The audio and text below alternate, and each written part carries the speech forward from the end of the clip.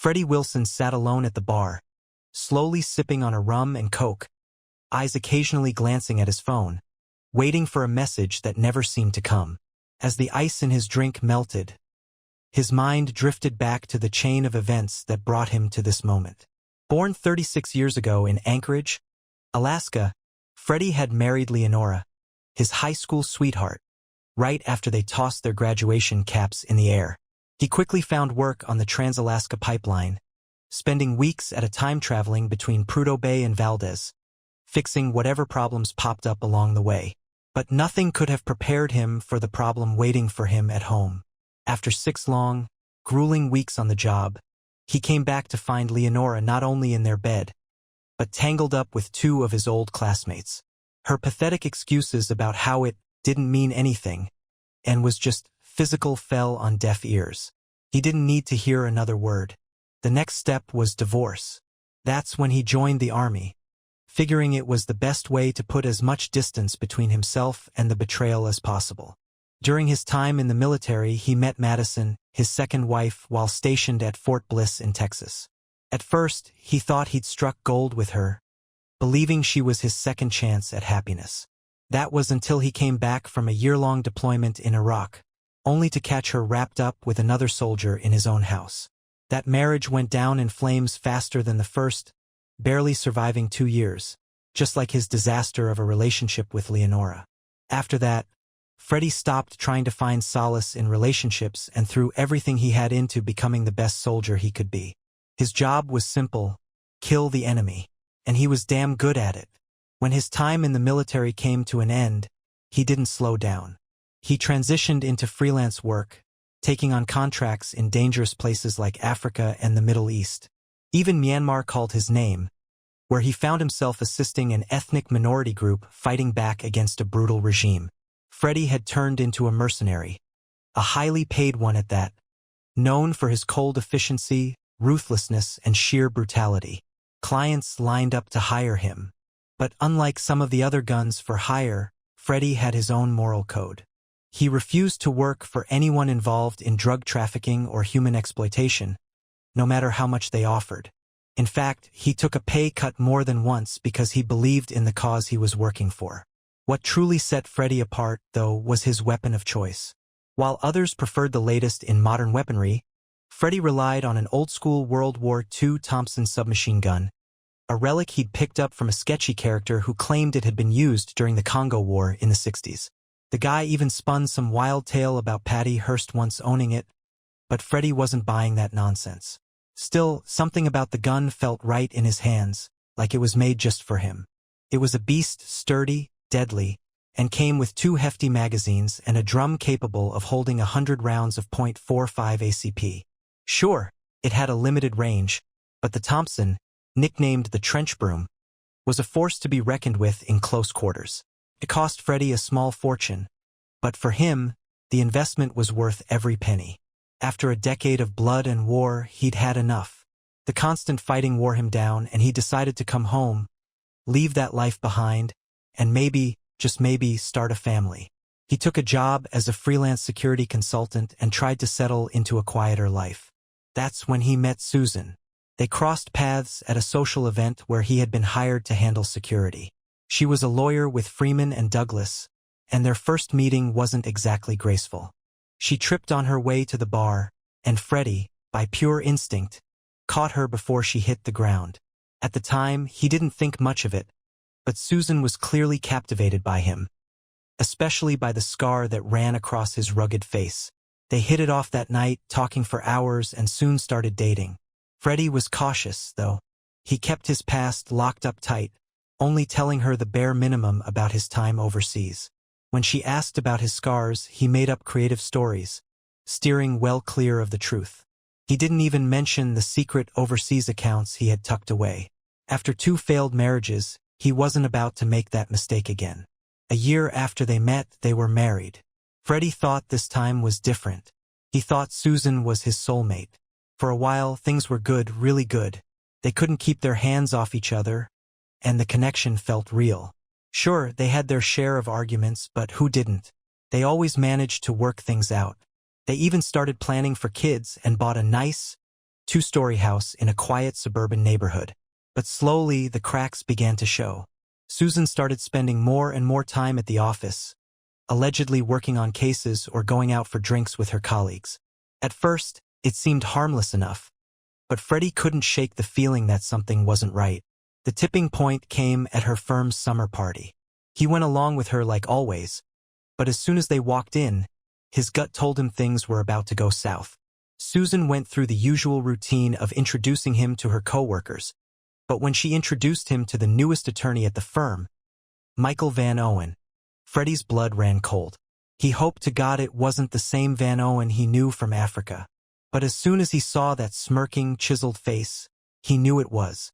Years ago, Van Owen had fought alongside Freddie before turning traitor for a fat paycheck, supposedly from a government agency. It had been a long time, but Freddie never forgot a face, especially not one attached to a man who once tried to kill him.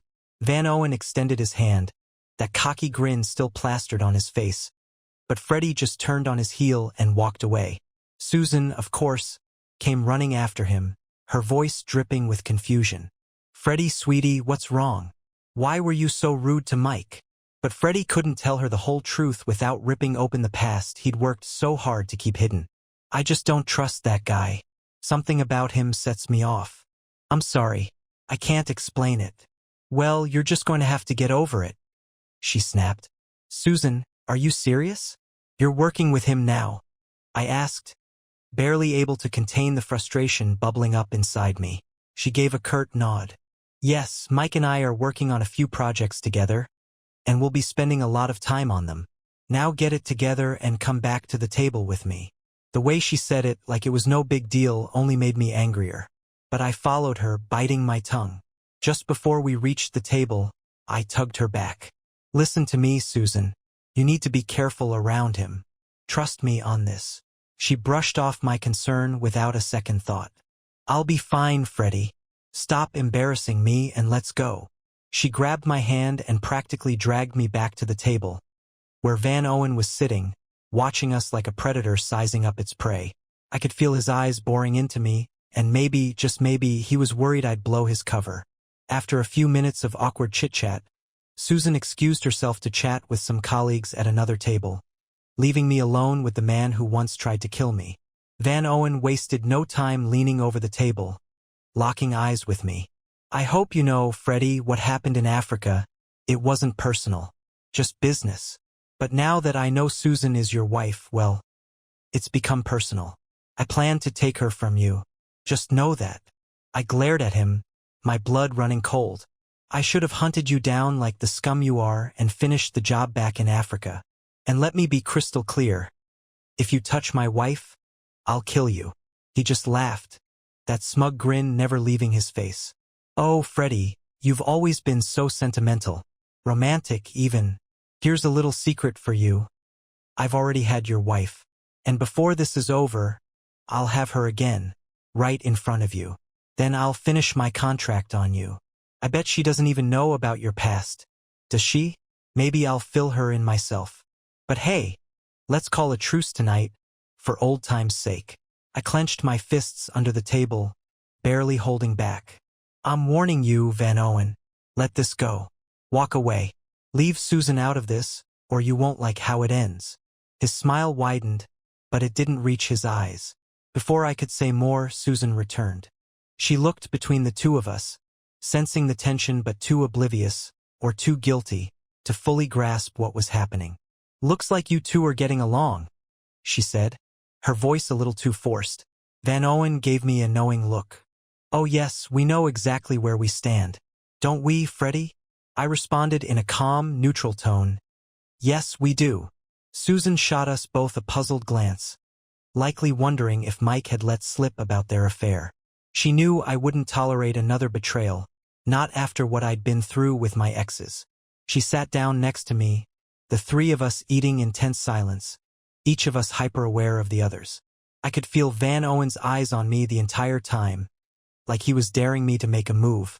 Susan's guilt was written all over her face, and I could almost feel the weight of her shame. After the speeches and formalities were over, Susan grabbed my hand and pulled me to the dance floor. I wrapped my arms around her, feeling her pressed against me. Normally, I'd welcome the closeness, but tonight, all I could think about was Van Owen's eyes on us. She must have sensed something was wrong. Freddie, you're tense. What's going on? Talk to me. I kept my gaze fixed on Van Owen, who was still watching us like a hawk. How well do you really know him, Susan? She blinked, confused. We've been working together for a few months. Why? I pressed harder. You didn't answer my question. How well do you know him? Her face tightened. What are you getting at? I met her gaze, no longer dancing around the truth. Have you slept with him? Her eyes widened, the shock painted clearly on her face. Of course not. How could you even ask that? Let me put it another way, then. Have you been intimate with him?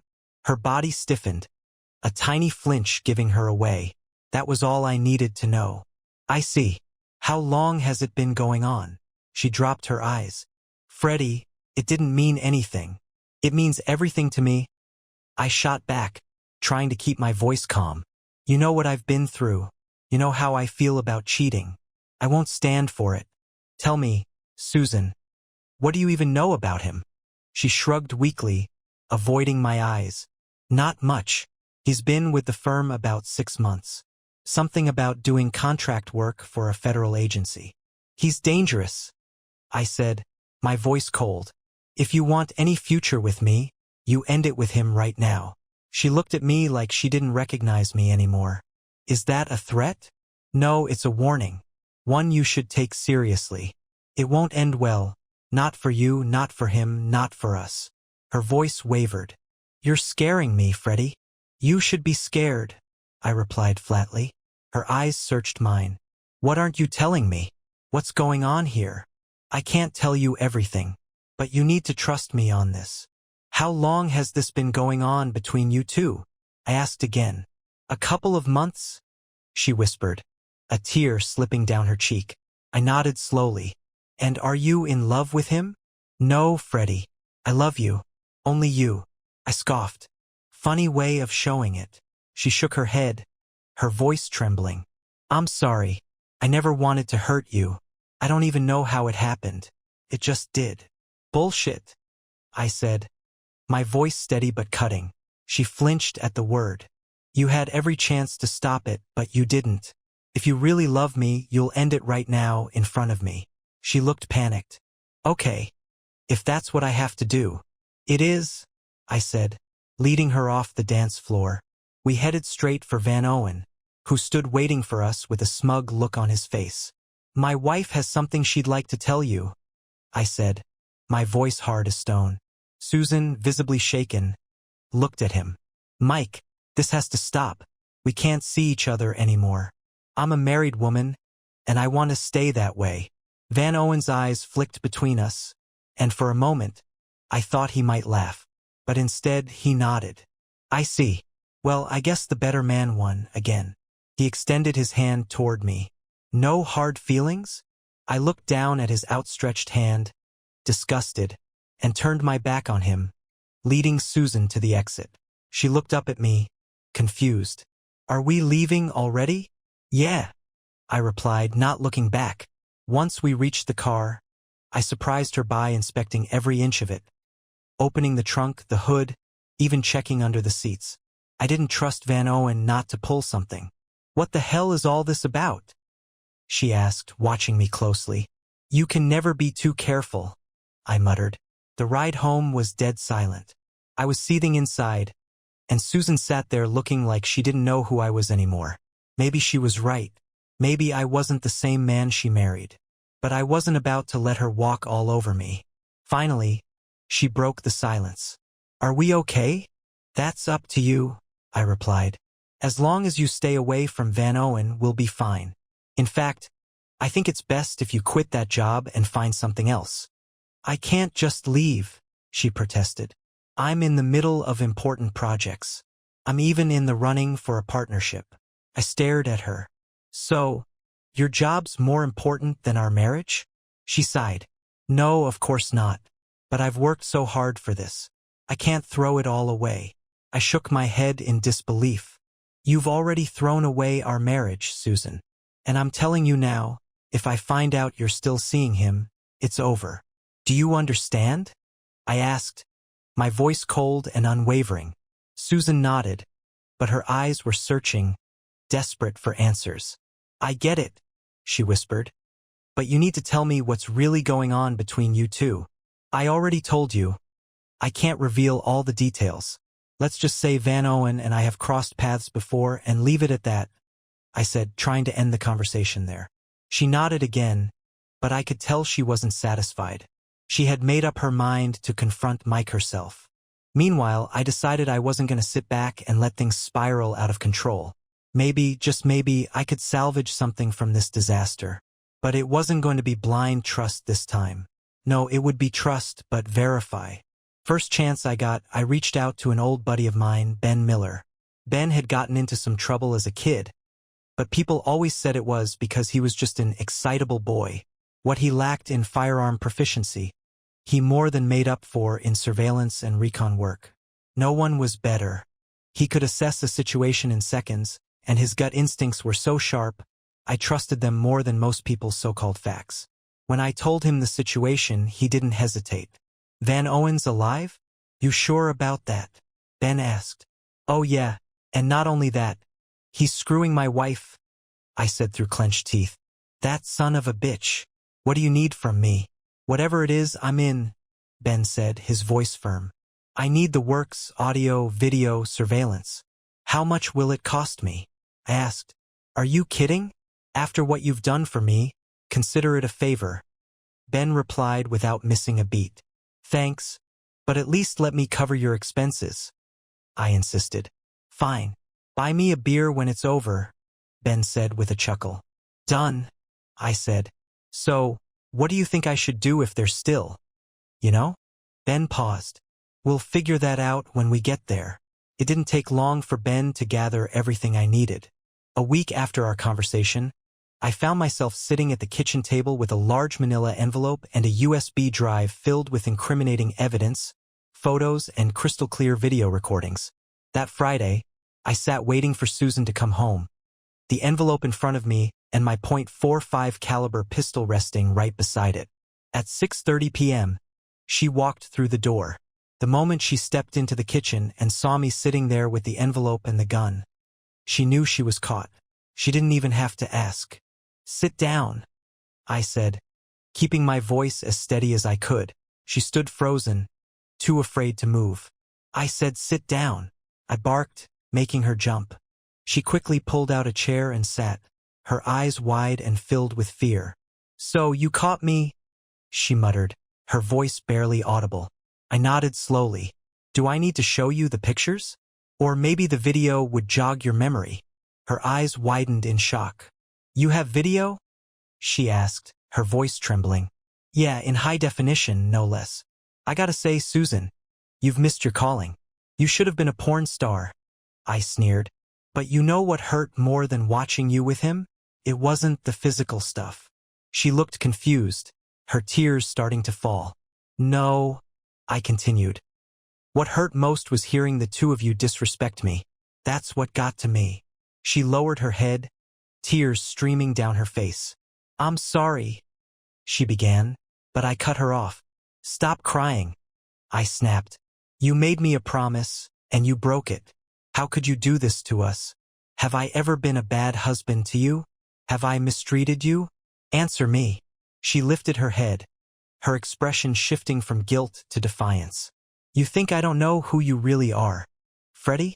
You think I don't know about your past? You're not exactly the innocent victim here. I know all about Freddie the heartless Thompson gunner. How many men have you killed? You don't think that'll come out in the divorce? I couldn't help but laugh at her feeble attempt to threaten me. First of all, it's headless, not heartless, and that name's from a song. My head's still on my shoulders, in case you haven't noticed. As for the rest, I haven't done anything illegal, at least not in the US. The countries where things got messy, their governments have changed, and we don't have extradition treaties with them anymore. She scoffed, still trying to hold onto some shred of control. Well, I'm sure the IRS would love to know about those offshore accounts of yours. The ones where you've been stashing all that untaxed money. I smiled again, shaking my head. Oh, Susan, if you'd bothered to look closer, you'd know those accounts are empty. They were set up by your precious Mike years ago. He didn't tell you that, did he? Her face went pale as I continued. Yeah, that's right. Your lover was the one who brought me into this business in the first place.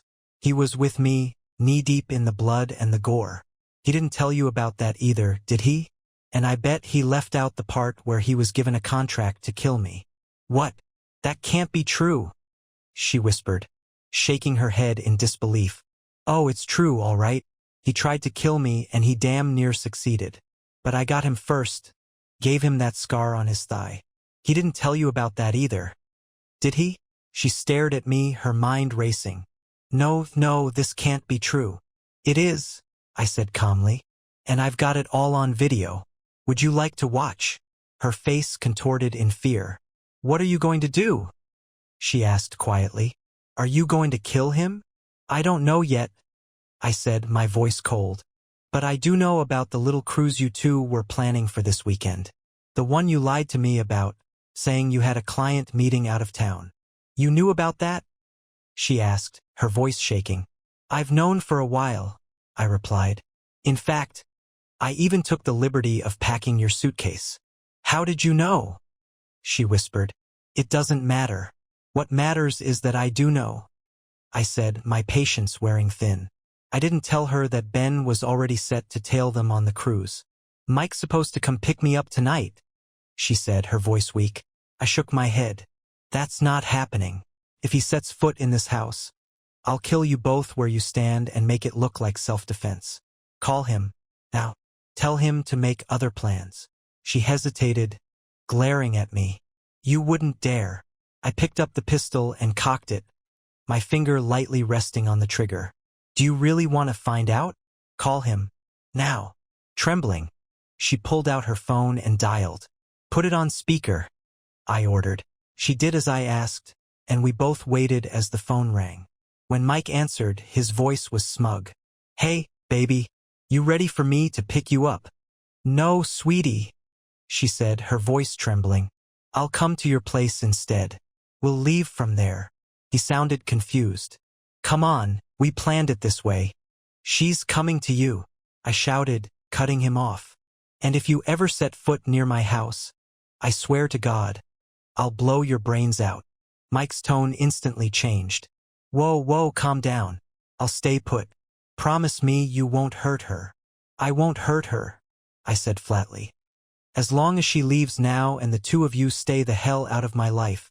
Okay, Mike stammered. I'll stay here. I glared at Susan. You leave now, and when you get there, you call me. Call me again when you reach the airport. Understand? She nodded, terrified, and quickly gathered her things. As she walked out the door, I couldn't help but wonder if this nightmare was finally over. I'll know exactly where you are the entire time, Freddie said, his voice cold as steel. He turned back to the phone. And Van Owen, if you try to cross me again, I promise I won't miss this time. You got that? There was a pause before Van Owen's smug voice came through. Yeah, I got it, Freddie. Without another word, Freddie grabbed the phone from Susan's hand and ended the call. He tossed the phone back to her and motioned toward the door. Get out. Susan took a hesitant step toward him, reaching for his face, but Freddie recoiled. Stay away from me, he snapped, backing up. His tone and words made her flinch. You've lost any right to touch me or kiss me. Just grab your things and get the hell out, he added, his voice seething with barely contained anger. She walked over to her luggage, looking back at him with tears in her eyes. I'm sorry, Freddie, she whispered, but the remorse in her voice did nothing to soften him. Yeah, you are sorry, he replied bitterly. And just so you know, when Van Owen's done using you, he'll toss you aside just like he did me. Believe me, he won't hesitate to put a bullet in you if it suits him. Don't expect me to be there to pick up the pieces when he's through. She stared at him, her face crumbling. Don't you love me anymore? She asked, her voice breaking. Freddie shook his head slowly. No, I did, once. I even gave you a second chance, something I never do. But you chose to betray me. I don't keep traitors in my life, and that's exactly what you are. Tears streaming down her face, Susan nodded and slowly walked out the door. 30 minutes later, she called to say she'd made it to Van Owen's condo. Another half hour after that, she let him know they were at the airport. Goodbye, wife. Enjoy what's left of your worthless life, Freddie said coldly. What does that mean? She asked, panic creeping into her voice. You've heard the saying about lying down with dogs. Just remember what I told you, he replied before ending the call. Immediately, he dialed Ben's number. When Ben answered, Freddie didn't waste any time. They're at the airport. I've got them, Ben replied. I'll keep you updated. Over the next day, Ben kept Freddie in the loop with regular updates. From what Ben reported, Van Owen and Susan seemed to be enjoying themselves, living it up on the cruise. By the second day, Freddie was nursing a drink in a local bar, half watching a game on the TV, his mind far from the sports action. A few people, including the bartender, tried to strike up conversations, but he made it clear he wasn't interested, and they soon left him alone. His phone buzzed after about an hour, and seeing Ben's name on the screen, he quickly answered. What's up? Boss, your wife's in danger, Ben said, his voice urgent. Freddie's stomach tightened. What do you mean? What's going on? Just like you predicted. I overheard Van Owen talking to some guys. Real nasty types. He's taking her to a remote island, and I'm tailing them in another boat. He's planning to hand her over to them as a sex slave. Do you know where they're heading? Freddie asked, his voice steady, though fury boiled inside him. There are a lot of islands out here, but Van Owen slipped up. I know where they're going. The handoff's supposed to happen in about 12 hours. There's just enough time for you to get here and take care of things if you want to. Freddie clenched his fist. He hated Susan for what she did, but he couldn't stand by and let her be sold off like that. No matter what, he couldn't let her die. He took a deep breath. Van Owen has to die. We'll deal with Susan later. Got it. I'll text you the coordinates and arrange transportation, Ben said. Freddie nodded. Thanks, Ben. I'll be there soon. As always, Ben was one step ahead. Freddie smiled to himself. Ben was loyal and knew how to handle things without needing much direction. That was one of the things Freddie appreciated most about him. After ending the call, Freddie paid his tab and headed home. Once there, he climbed up to the attic and unlocked the large chest where he kept his gear. There it was, his old Thompson gun, pristine and oiled, waiting for him. He picked it up, inspecting the weapon carefully. Everything was in perfect condition, just as he had left it. He loaded a drum and a magazine, figuring 130 rounds should be more than enough. If not, he could always pick up more firepower along the way. He gathered the rest of his gear, dressing for the mission ahead. Once ready, he made his way to a small private airstrip where a Learjet was waiting, as arranged. After a brief conversation with the pilot and an exchange of cash, the plane was soon airborne. As the plane cut through the night sky, Freddie studied the map Ben had sent. The island was mostly uninhabited, its landing strip rarely used except by smugglers and guerrillas. He had a good sense of what he was walking into. Once the plane leveled off, Freddie went to the lavatory to finish applying his camouflage paint and gear up for what he knew would be bloody work. Looking at himself in the mirror, he mentally prepared for the task ahead. He checked his gear one last time before leaving the lavatory, ready for whatever lay ahead. Some time later, the darkness outside the window gave way to a small island below, its faint campfire visible even from the air. The jet began its descent, landing smoothly on the dirt strip. Once the plane stopped, Freddie opened the door.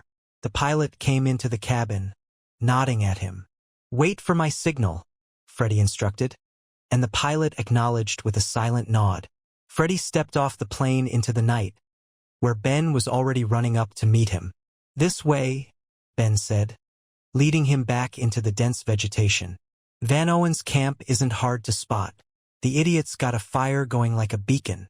I saw that, Freddie said quietly. Stupid move. I could see it from miles away. The two of them moved silently through the thick vegetation, careful not to make noise as they advanced. 10 minutes later, they reached the edge of Van Owen's camp. From their vantage point, Freddie saw the scene laid out before him. Susan was naked and tied to the ground, her arms and legs spread wide. She was sobbing, begging Van Owen to let her go. "Please, Mike, don't do this. Don't I mean anything to you?"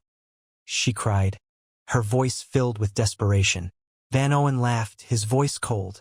"Yeah, you mean about $250,000 to me right now. As soon as the boss gets here, we'll make the exchange." Freddie's hand tightened on his Thompson, his anger rising as he took in the sight of his wife and the three armed thugs surrounding Van Owen. He glanced at Ben, who gave him a nod. It was time. "You for the other half of my bounty," Van Owen sneered. "And you'll be off to live your new life. And there's nothing your pathetic excuse of a husband can do about it." The three guerrillas surrounding him burst into laughter. One of them stepped forward, his hands already working the zipper of his pants as he leered at Susan. "Put that away," Van Owen barked. "El Capitan wants her fresh, remember?" Grumbling, the gorilla zipped his pants back up, clearly annoyed at the interruption. Freddie glanced at Ben, who had his .45 pistol at the ready, and then checked his watch. The time had come. He gave Ben a quick hand signal, and the two began to move, creeping toward the camp in near silence. Van Owen and his goons were huddled around the fire, unaware of the storm about to break. Freddie motioned for Ben to hang back and take cover. Ben obeyed instantly, as Freddie moved forward, his Thompson gun in hand. The fire crackled, lighting up the clearing just enough for Freddie to see his targets. He made a few subtle adjustments, clicking two switches to switch the gun to full auto mode. The distinct metallic sound of the charging handle being pulled back caught the attention of Van Owen and his men, but by the time they turned around, it was too late. Freddie unleashed several short bursts of automatic fire, the bullets tearing through the guerrillas before they could react. Two of them managed to squeeze off a few rounds, but their shots went wide, missing Freddie completely. Within seconds, the three were dead, sprawled out lifelessly around the campfire. With cold precision, Freddie placed the Thompson against his shoulder, took careful aim, and fired a 3-round burst directly at Van Owen's head. The bullets found their mark, and his head all but exploded from the impact. The whole thing was over in less than a minute. As the acrid smell of gunpowder lingered in the air, Freddie scanned the area, making sure the threat was completely neutralized. That's when he noticed Susan, lying on the ground, her side soaked with blood. One of the shots from the guerrillas had hit her. Ben knelt down beside her, checking her condition while Freddie watched, his face an unreadable mask. She looked up at Freddie, her eyes filled with pain and regret. "I'm sorry," she gasped, her breath shallow and labored. But Freddie had seen enough death to know she wasn't going to make it. Within seconds, her eyes glazed over, her breathing stopped, and she was gone. Ben checked her pulse and looked up at Freddie, his expression grim. "She's dead, boss. What do you want to do? Take her back." Freddie stood there for a moment, his mind racing. Then, with a cold detachment, he spat on her lifeless face, watching as the saliva landed and slowly spread over her eye. "No," he said. "El Capitan's expecting a blonde. Let him have what he paid for." Ben shook his head, though not in surprise. "Damn, you're one cold-blooded son of a bitch." Freddie chuckled. "You know it, my old friend." Together, they dragged Susan's body over to the fire. "She wanted to be with Van Owen," Freddie said darkly. "Now she can burn with him." They tossed Susan's nude body onto the flames, followed by Van Owen and the 3 dead guerrillas. The fire roared higher, consuming the corpses. Freddie handed Ben a bundle of cash from the stash he'd taken from Van Owen's camp. "Consider it a bonus," he said. Ben pocketed the money without a word. Then they both got to work collecting the spent .45 caliber shell casings. "No sense leaving behind evidence," Freddie muttered as they scoured the ground. Once they'd cleaned up the area, they made their way back to the plane, where the pilot was already waiting.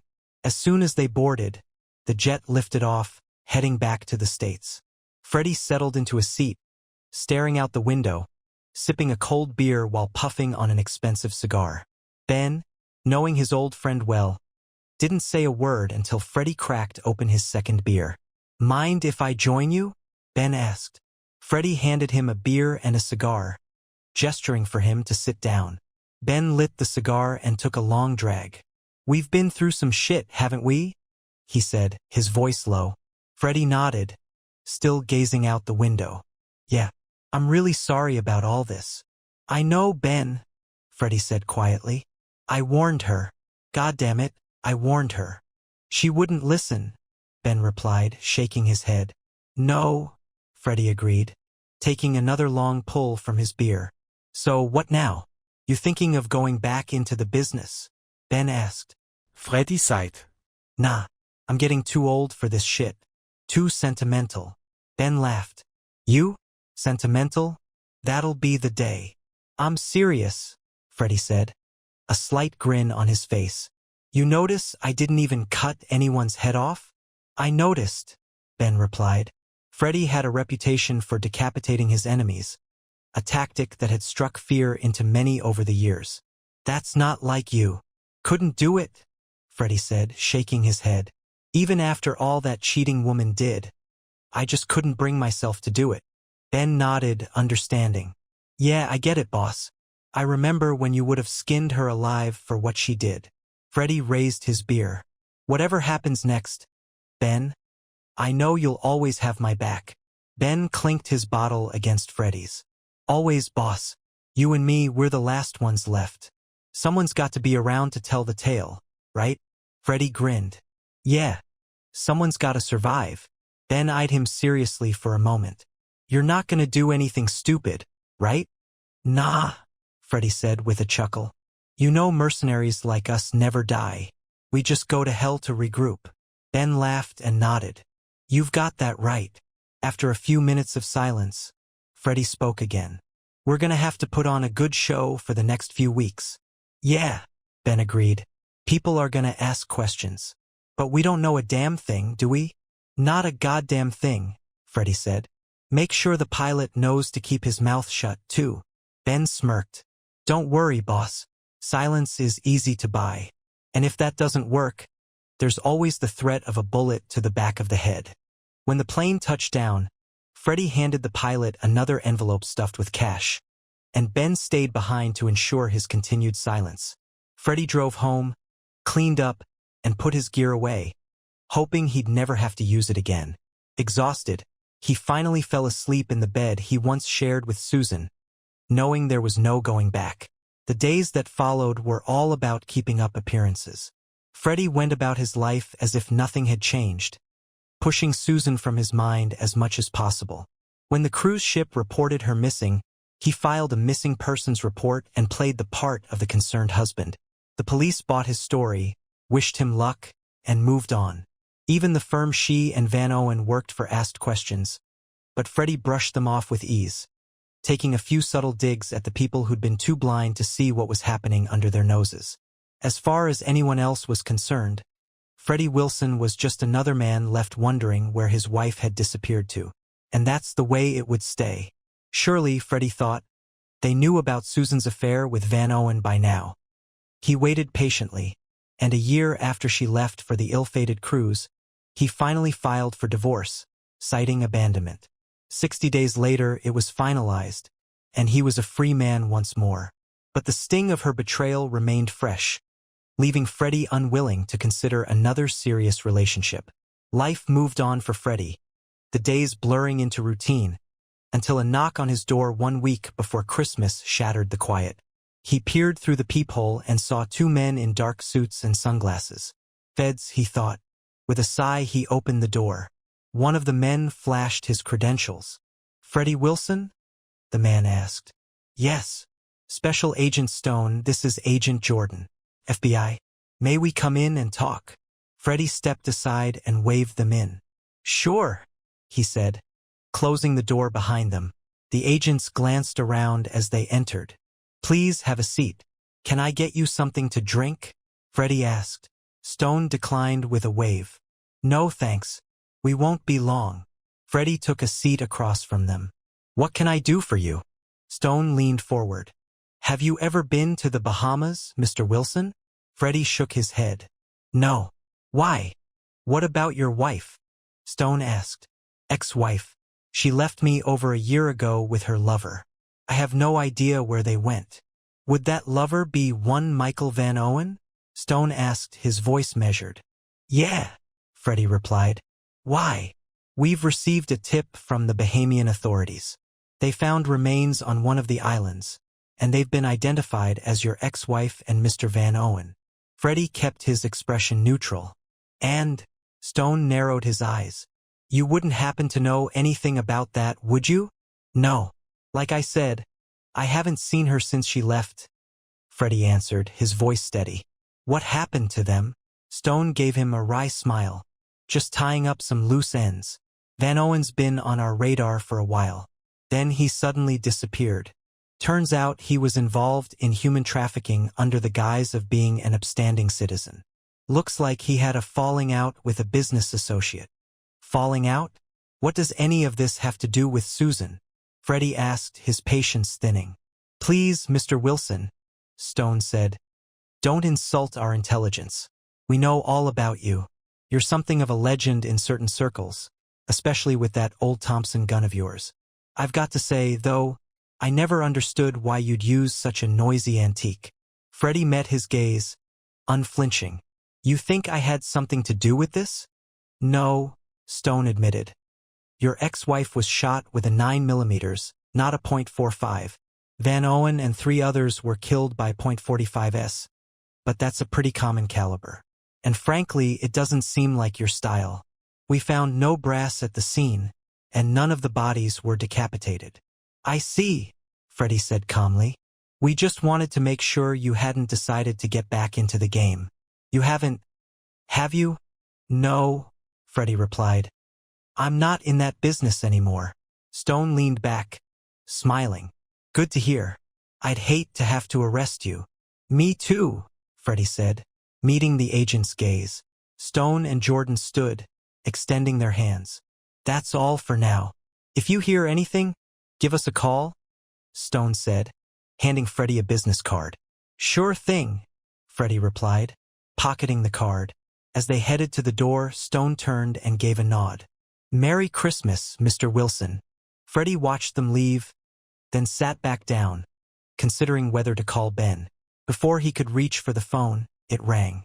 Hey, boss, Ben's voice came through. Wanted to give you a heads up. The feds stopped by my place. I know, Freddie said. They just left here too. Same story, they're tying up loose ends. Yep, they didn't get anything from me. Same here. What do you say we grab a beer? Sounds good, Ben replied. That night, Freddie and Ben sat at a local bar, 2 cold beers freshly placed in front of them. They clinked their bottles together just as the jukebox started up, playing a familiar tune.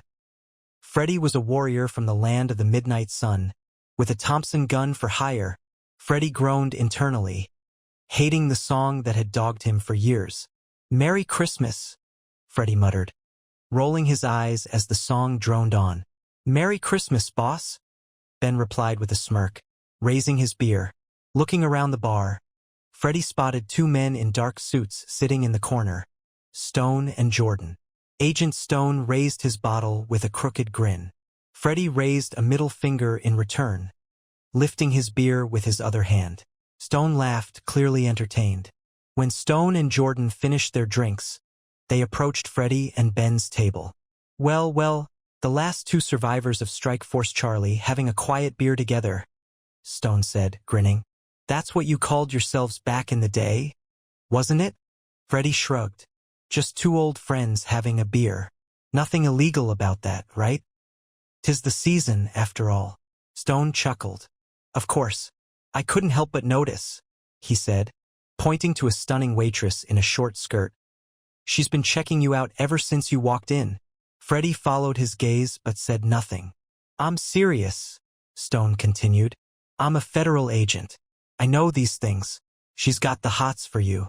Her name's Melanie, and trust me, she's very single. Freddie raised an eyebrow, unimpressed. Maybe she's working for you? Nah, too pretty, Stone quipped. But hey, no need for lawyers, guns, or money with this one. He patted Freddie on the shoulder, still chuckling. Keep up the good fight, Freddie. Merry Christmas. Freddie let out a low laugh. Merry Christmas to you too, Stone. You too, Jordan. Thanks, Jordan said as they walked out. Ben watched them leave before turning back to Freddie. Well, what do you think? Freddie took a long drink of his beer. Just two old friends sharing a drink. Ben grinned. And the waitress? Freddie glanced at Melanie, who was now smiling at him from across the bar. You know what, Ben? I think I just might go introduce myself. Ben laughed, shaking his head as he stood to leave. You dog. I'm heading home while I still can. You have a good night. I will, Freddie said, his eyes on Melanie. Talk to you later. Ben gave a nod and headed out, leaving Freddie alone at the table. As Melanie made her way toward him, he smiled to himself. Merry Christmas to me, he muttered under his breath. Yes, tonight was going to be a good night. What would you do if you caught your spouse cheating? Share your thoughts in the comments and don't forget to like and subscribe.